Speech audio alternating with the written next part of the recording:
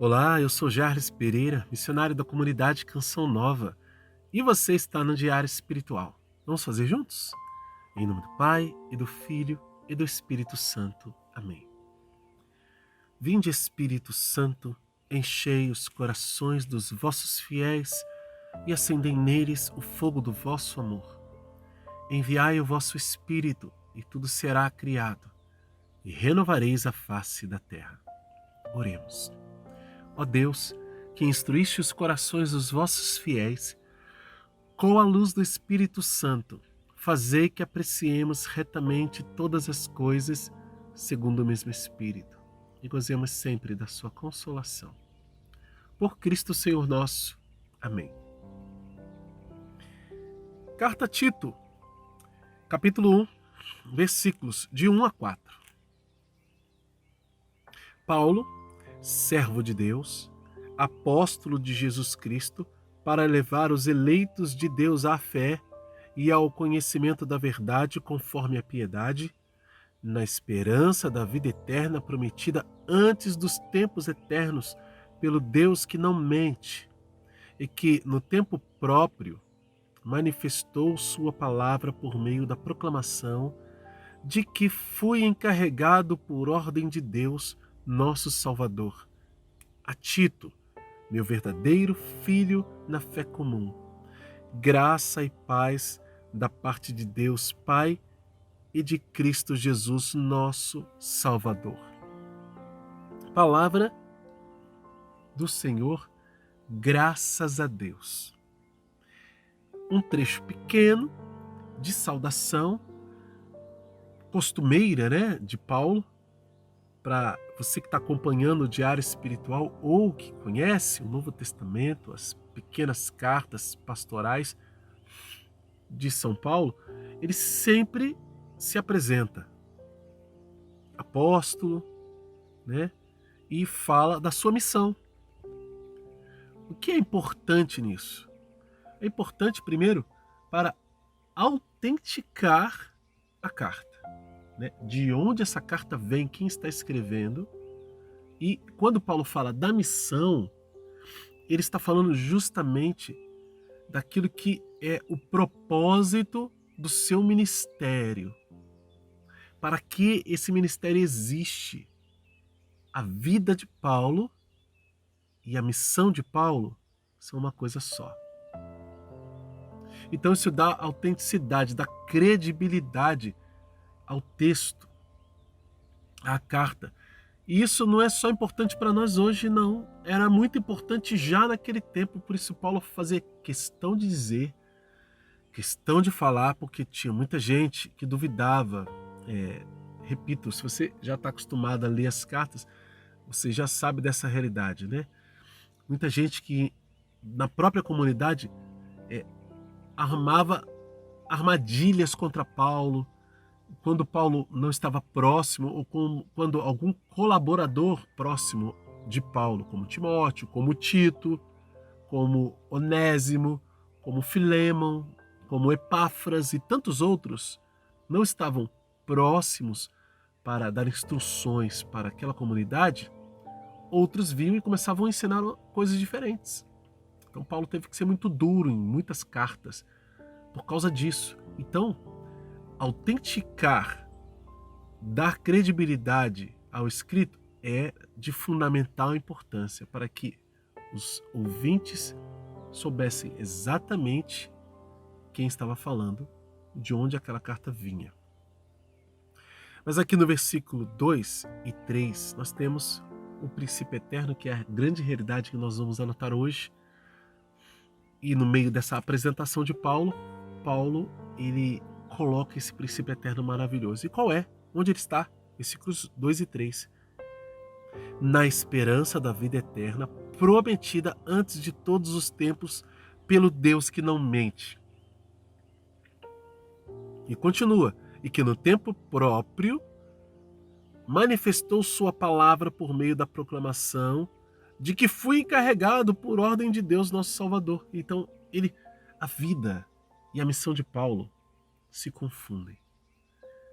Não no sentido ruim da palavra, mas você não sabe separar mais Paulo é missão e a missão é Paulo. Paulo é o evangelizador, o apóstolo desta boa nova dos gentios. Qual que é a novidade que Paulo veio trazer? Paulo veio trazer a novidade de que as pessoas que não são da raça dos judeus, não são da descendência de Abraão pela carne, o são pelo batismo. São descendentes de Abraão, ou seja, herdeiros da promessa. E qual a promessa? A promessa é o cumprimento que acontece no Evangelho, na vida de Cristo, a vida eterna. Essa é a grande promessa. Então, as pessoas que não eram judias, como eu e você, por exemplo, que não tínhamos chance nenhuma de salvação, isso era inconcebível. Paulo trouxe essa novidade.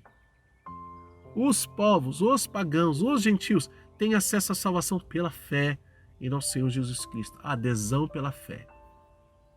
Essa é a grande notícia, a grande revelação, e Paulo está, de novo, falando sobre isso, sobre esta missão, a esperança da vida eterna prometida antes dos tempos eternos, pelo Deus que não mente, ou seja, isso é garantia de Deus. É garantia de Deus. Então eu e você precisamos acreditar na vida eterna, que é garantida por nosso Senhor, garantida por Deus. Aconteça o que acontecer, o mundo vai enfrentar dificuldades, vai ter muita coisa que vai acontecer. Jesus falou isso. Haverão guerras, rumores de guerras, e será o início das dores. Vai ter muita conspiração. Hoje tem conspiração no mundo? Será que tem? Claro que tem. E teve antes do mundo real, concreto que nós vivemos hoje, há 100 anos atrás, há 200, há 300. Há quanto tempo existem essas conspirações? Quem não tem fé diz assim, é por isso que a Bíblia não dá data. É para ficar o tempo todo acreditando nessa coisa e aí a gente vai ficando nisso. Quem não tem fé perde a esperança e mergulha no secularismo, no hoje. Mas quem tem fé aprende a esperar, lê os sinais e sabe que se Jesus ainda não veio, eu vou até ele. E eu preciso estar preparado para herdar a vida eterna. Veja, por que é um princípio eterno? Porque Deus não mente. Deus não mente. E se esta vida eterna está preparada desde os tempos eternos, ou seja, esse sempre foi o desejo de Deus para nós, então eu posso colocar toda a minha confiança nessa palavra. Posso colocar toda a minha confiança na palavra que esse homem, esse apóstolo de Deus, esse enviado por Deus, está me dizendo. E esse enviado por Deus está aqui em nome da igreja. Então, eu preciso acreditar. Essa leitura é a esperança da vida eterna, que ela nos é prometida por Deus e ela não é uma mentira.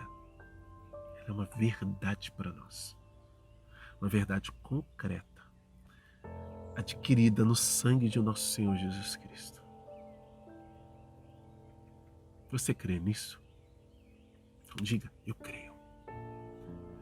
E paute, mude, altere a sua vida, a direção e aquilo que é a opção que você faz todos os dias para esta verdade.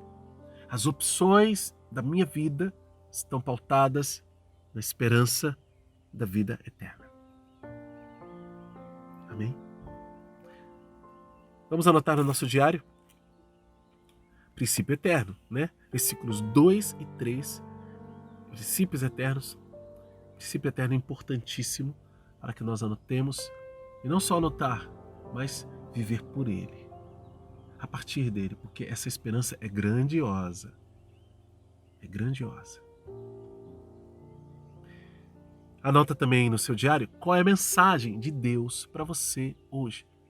Diante desta palavra, o que Deus fala ao seu coração, o que ficou forte aí. Essa é a mensagem de Deus para você. E como você vai colocar isso em prática? Como você vai agir? Qual será a sua ação ou quais serão suas ações a partir desta mensagem de Deus para você? Anota isso no seu diário e luta para viver. Convido você que ainda não é inscrito aqui no canal a se inscrever no canal. Esse canal é dedicado à palavra de Deus. Se você entrar nele, você vai ver que tem um monte de texto aí. Esse mesmo é o número 270. A gente só está começando, porque todos os dias nós estudamos a palavra de Deus, seguindo o método, a Bíblia no meu dia a dia de Monsenhor Jonas Abib. Mais informações a esse respeito na descrição do vídeo e eu vou deixar aqui, claro, as sugestões para que você assista outros vídeos do canal a respeito do método e na sequência também. Como eu disse, são sugestões, porque entrando no canal você vai encontrar ainda mais coisas que são boas para você. Por onde eu começo? Você começa pela primeira carta de São João, viu? Esse é o primeiro livro que nós estudamos. Que Deus abençoe você. Ó Maria concebida sem pecado, rogai por nós que recorremos a vós.